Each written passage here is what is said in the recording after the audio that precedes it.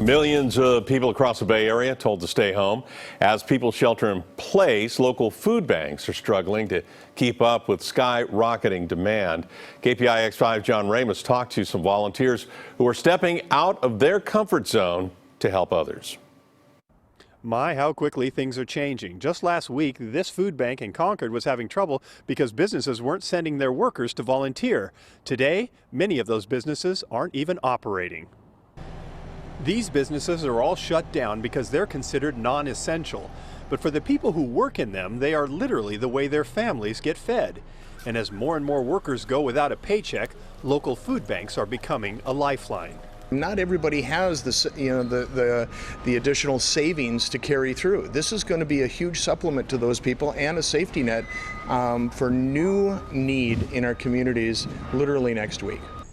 But ironically, the same thing creating more need is also hurting the operation. Distancing to prevent the infection is also keeping away many of the volunteers food banks rely on.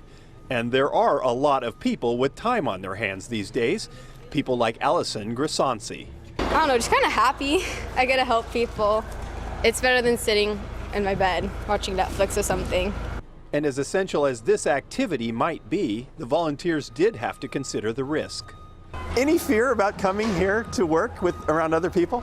Well, sort of, but I'm taking all the precautions, so I feel like I'm okay. When you're here, does it feel like a pretty safe environment? Yes, it feels pretty safe because the warehouse is big. We're not breathing right on top of each other, and no one here is sick. No one's coughing or sneezing. In this crisis, it does take some courage to help those in need, even when it's just bagging food for hungry people.